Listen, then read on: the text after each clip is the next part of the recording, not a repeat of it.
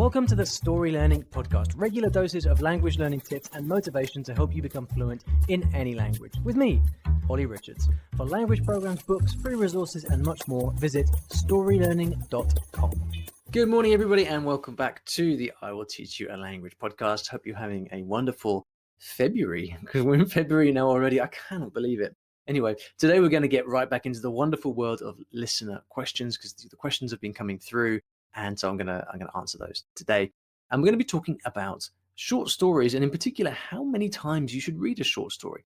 But on the topic of short stories, just before we get into the question, for those of you in the UK, I've just heard from Audible, the audiobook people, Audible, that they are launching a February promotion of a couple of my books.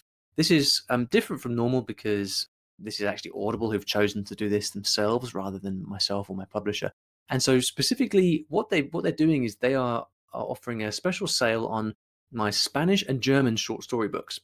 So this is Spanish beginner and short stories in Spanish for beginners and short stories in German for beginners. If you want to get the audio, it's on sale for £3 only, which is kind of crazy cheap.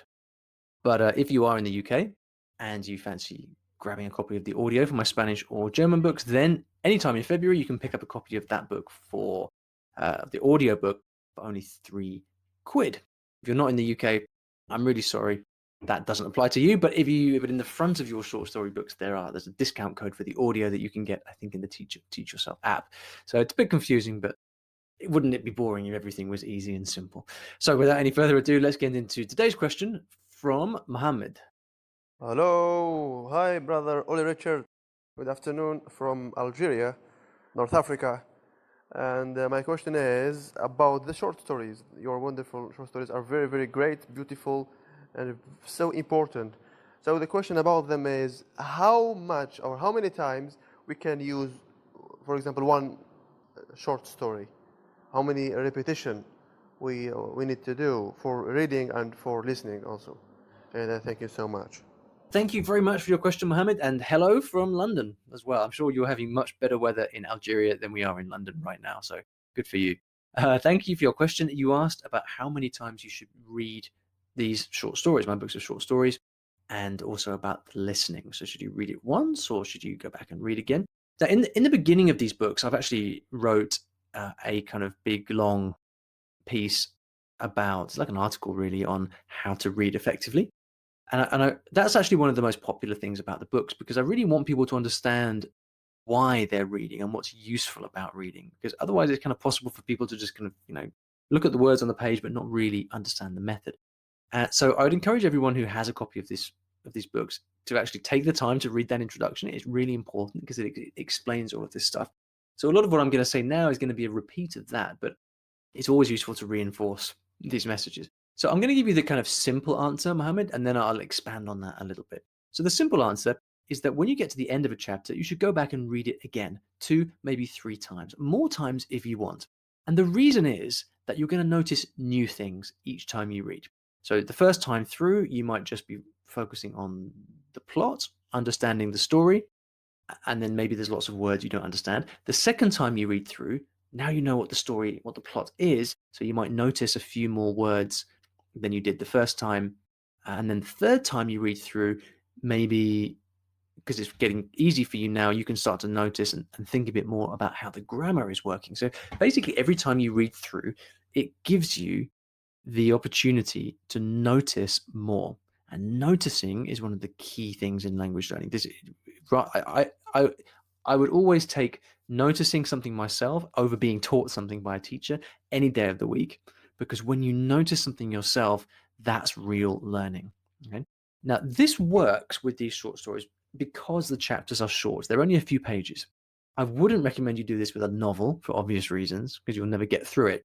But I've written these short stories specifically to be digestible. They're not too long, and that's important because it makes reading achievable. It doesn't make it too intimidating. So as for the listening, you can listen at the same time if you want, or else you can read the book in the morning and then listen to the audio in the afternoon when you're cycling or whatever. That's kind of up to you, but I do definitely recommend that you listen and read in some combination as much as possible. because that just helps to improve your listening comprehension. Now, that's the simple answer, but now I'm going to dig a little bit deeper and talk about why you might decide to do something different and why you might, and how that your approach might change depending on the materials that you're using. So the big concept behind reading is that you should be using comprehensible input. And comprehensible input means that you can follow along the gist or the plot of the thing that you're reading. If you can easily understand everything, then the book's too easy for you. If you really struggle to follow anything, then the book is too hard for you. So one of the things that language learners really need to get good at is finding and selecting the right material to read. Now, ideally, when you're reading, you should understand about anywhere between, I'd say, 60 to 90% of what you're reading. Some people say more, some people say less. Ideally, for me, I quite like it to be in that 80 to 90% range. But if you're understanding around at least 2/3 or 3/4 of what you're reading, then that's about right. Now, that means that there's going to be, potentially 1 or 2 out of every 10 words that you don't understand. All right. So there's quite a lot there that you don't understand. And that means that you have to kind of develop this skill to carry on reading, even though there's plenty you don't understand. And this is called tolerance of ambiguity. So I don't want to get too technical here, but basically, it's such an important skill for a language learner to become comfortable not understanding everything, because that means you can keep reading and you'll end up covering much more ground. That also means that creates an opportunity for going back and reading and rereading chapters 2 or 3 times, because those few words that you don't understand, that gives you an opportunity to learn them on the second or third read through, because you're understanding more each time. So that's the ideal point. But in reality, often when we're reading material, it's not possible for us to choose material at exactly the right level. So we're often working with material that's either too hard for us or too easy for us. In an ideal world, Mohammed, what I would like is for you to be reading stuff where you understand kind of 90% of what you're reading, so that you can actually just kind of keep reading through and enjoy the stories for what they are. And just like you were reading in French or Arabic in your mother tongue, and because that is the most natural state, right? When we read books in our mother tongue, we read for pleasure, we read for enjoyment, we read to learn, not learn the language, but learn the content of whatever's being talked about in the book. So in an ideal world, we'd all be reading at kind of 95% comprehension level. And then there's really no need to go back and read stuff again, because the real value of reading comes in reading tons of stuff, book after book after book after book. Because then you're behaving like a native speaker, and that's how you learn.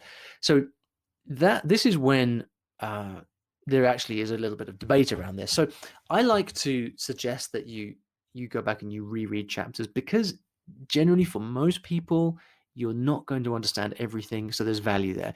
But I do know people who are kind of very experienced language learners who would disagree with me there, and they say, no, look, if you're reading, then you just need to keep reading as much as you can. Like, don't worry about going back. If you keep going back, it will take too long, you won't cover as much ground. It's better just to keep reading and reading and reading. And that's perfectly valid. People who do that, often they have that very high tolerance for ambiguity, or maybe they're reading something that's easy for them.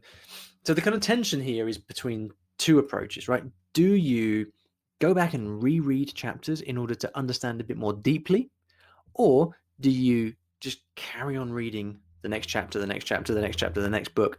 You don't understand that deeply, but you cover more ground. Ultimately, I can't answer that question for you. It's kind of a conclusion that you have to come to by yourself. But again, the point of this podcast is to make you aware of these issues so that you can make your own choices. And what I would suggest, at least what I would do, if I were you, is to try both styles. Try going back and reading each chapter a few times, and then try not doing that. Try just carrying on reading all the way through the story or the book in one go, and just try to become aware of how that works for you. Because once you know what works for you, then you don't need to care what I think. You can make your own decisions. So in summary, Mohammed, I would say go back and read each chapter once or twice. Look for new things each time and then move on. But if you find that this starts to get boring or you start to get frustrated, then don't worry. Just read in whatever way works best for you. The most important thing in all of this is that we're all reading as much as possible. Because reading, my friends, is the key to improving in your languages. And if you want to see this just occurred to me actually. If you want to see a kind of real breakdown of this method and how it works, I released a huge article a couple of weeks back and a video which explains this story learning method in a lot of detail. It also talks about the brain, how the brain works, why stories are so good for learning and for the brain and all of that. I'll put a link to this in the podcast description so you can click through and read it. I highly recommend you read this. It took me months to write. It's not that long, but it took me ages to write because I just wanted it to be perfect. So I really hope you'll like that. And I'll put a link to that in the description. You can also search for it on YouTube. I think I called it something like How to Learn a New Language with Stories or something like that. You'll find it on my YouTube channel. And I'll put a link in the description as well. So go ahead and check that out. Thank you so much for listening. I'll be back next week with another question or an answer to another question. And have a great week. Cheers, guys. Thanks for listening to today's episode, and in case you didn't already know, I teach languages in a rather unusual way through stories. Now, stories are a great way to learn a new language because when you're engrossed in a story, you remember things more easily, and the mechanics of the language just start clicking inside your brain. It's quite something, and if you'd like to find out how you can learn a new language or improve your skills in a language that you already know and do it with the power of stories, then you should check out my free Story Learning Kit, which will teach you exactly how this method works and how you can use it yourself to learn a new language. Visit storylearning.com/podkit, that's PODKIT, to get free access. Inside, you'll find explanatory videos, masterclasses, worksheets, short stories to practice with, and much, much more. Once again, that is storylearning.com/podkit, PODKIT. And if you're lucky, you might also find a link in the podcast description or show notes of this episode.